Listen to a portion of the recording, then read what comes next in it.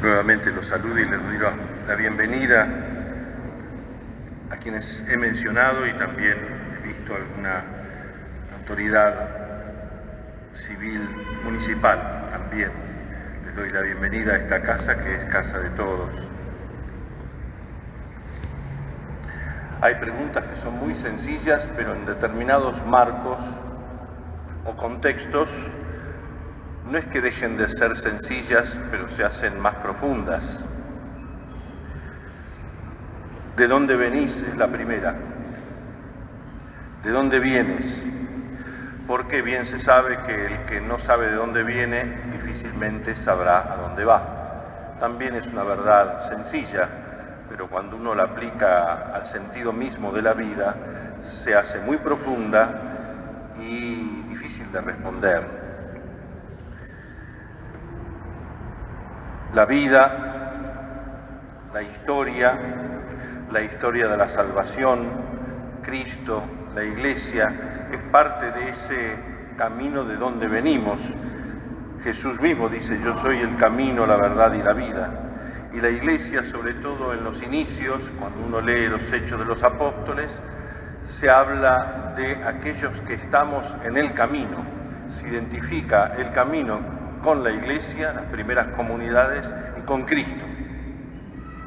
Y la primera lectura del profeta Isaías, muchos siglos antes de Cristo, compara y relaciona, como en una trenza histórica, el Éxodo, año 1230 antes de Cristo, el éxodo de Egipto, de la esclavitud, el salir de la esclavitud para buscar la tierra prometida, con un tiempo sucedido mucho después, 800 años o más después, que es el exilio de Babilonia, cuando el pueblo entero fue secuestrado en masa en la capital del imperio caldeo, Babilonia, como lo había estado el reino del norte, preso colectivamente en Nínive. El pueblo judío tiene una gran experiencia histórica de la opresión y de la libertad.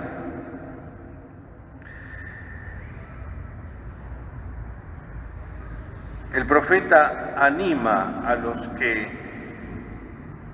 quieren huir de Babilonia. Babilonia es hoy en el actual Irak, a unos 60 kilómetros de Bagdad. Como Nínive es la misma ciudad de Mosul, que hemos visto destruida por fuerzas distintas. Valdría la pena detenernos, pero no quiero que se cansen aquí mis hermanos que están a la derecha y a la izquierda. Contextos de guerra que hemos vivido hace relativamente poco, invasiones también, de las que quizá no se habla. Seleccionamos invasiones, seleccionamos según el Facebook interior de los deditos para arriba o para abajo. Pero el profeta anima no a olvidarse del pasado, pero a no tener añoranzas. Las añoranzas tienen relación con cosas. El recuerdo tiene relación más, en este contexto, con Dios y con las personas. Se pone en marcha todo un pueblo hacia la libertad y el profeta apela a una realidad del pasado, el éxodo de Egipto, de la esclavitud, para animar ese momento. Vuelta del exilio a la tierra prometida a la luz del éxodo. ¿Qué cosa? Se anuncia un futuro a la luz del pasado.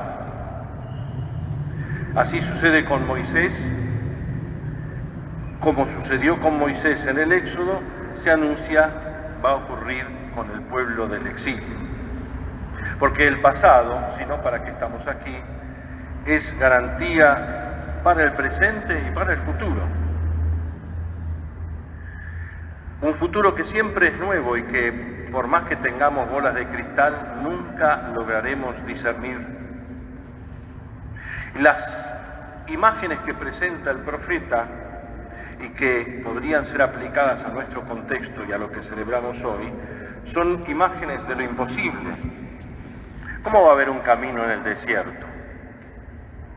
¿Cómo va a haber ríos en la estepa? ¿Cómo va a compararse eso como un camino a través del mar? ¿Cómo se puede hacer un camino a través del mar? Hace referencia al Mar Rojo, que fue camino de liberación para algunos y muerte para la opresión de Egipto. La experiencia del pasado, y cada uno puede recoger esto y atesorarlo en su corazón como puede o como quiere. Lo que se recibe al modo del corazón.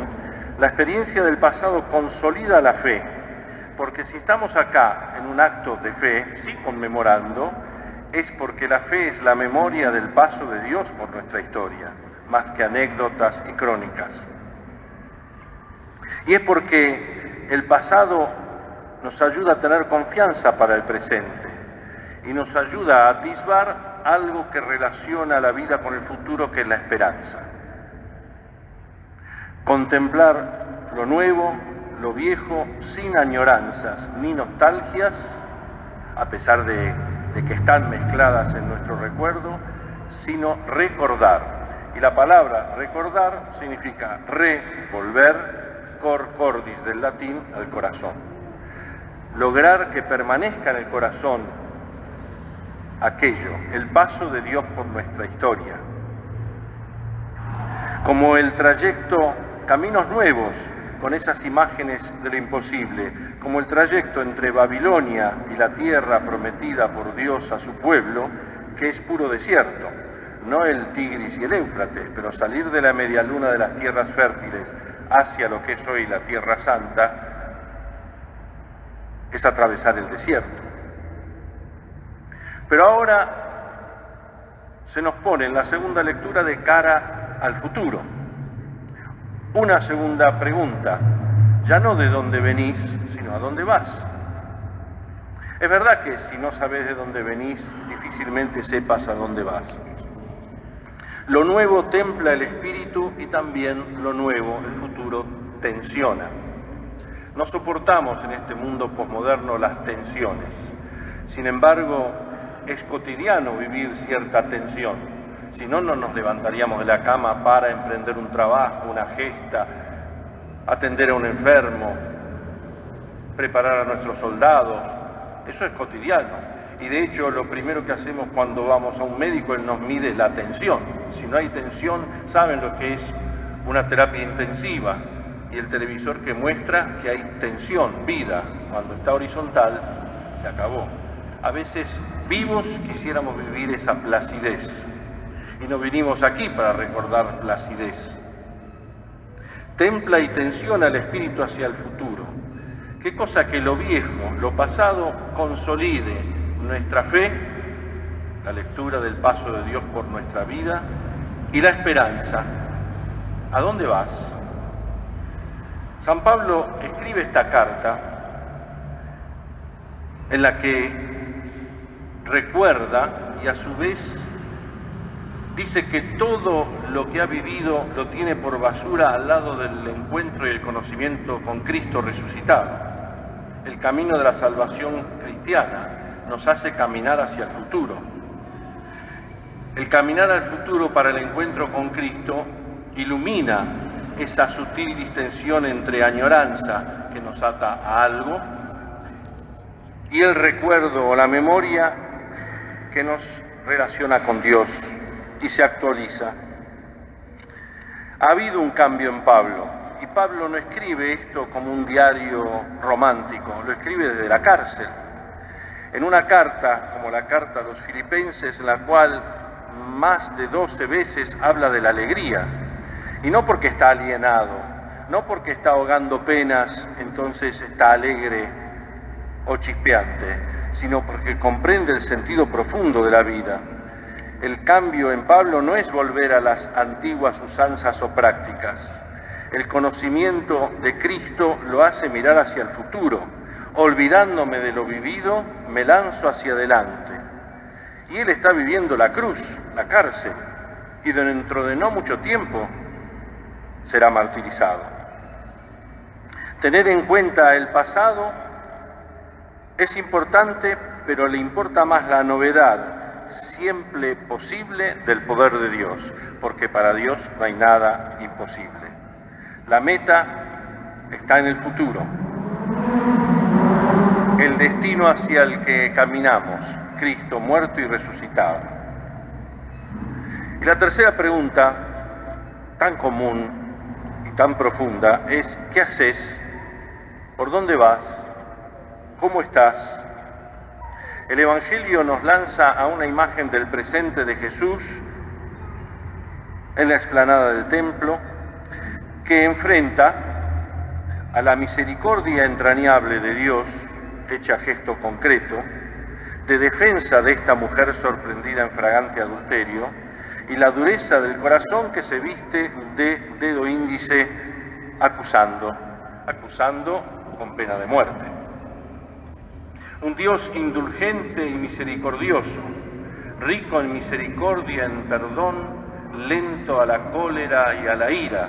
Así lo definía el libro del Éxodo, el profeta Joel, el profeta Jonás, que predicó en esas tierras de Nínive, Mosul.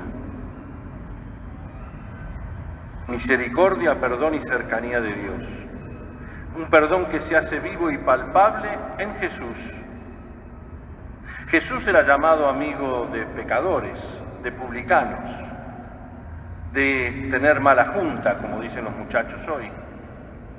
Jesús anunció a los fariseos que creen que lo saben todo de memoria y que aún habita en nuestro corazón esta tentación de tener claro a quién señalar, a quién bajarle el dedo y a quién subirle.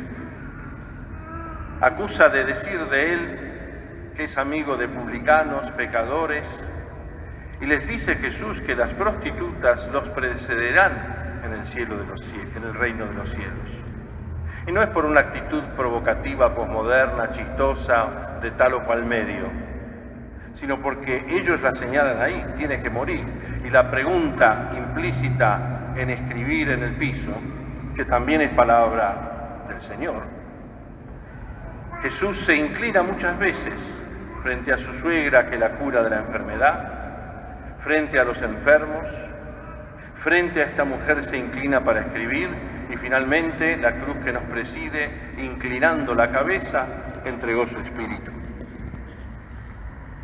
Si hay adúltera, mis hermanos, hay adúltero. Y la ley de Moisés era taxativa para ellas y para ellos. 4 delitos tenían pena de muerte en el libro del Éxodo: el adulterio, el asesinato, la idolatría y la blasfemia contra Dios. En el caso del adulterio, para que haya adulterio, hay adúltero y adúltera en ese contexto. Pero bien decía San Juan Pablo II en la carta a las mujeres Mulieris Dignitatem, que generalmente se deja sola a la mujer con su pecado, cubriendo al cómplice.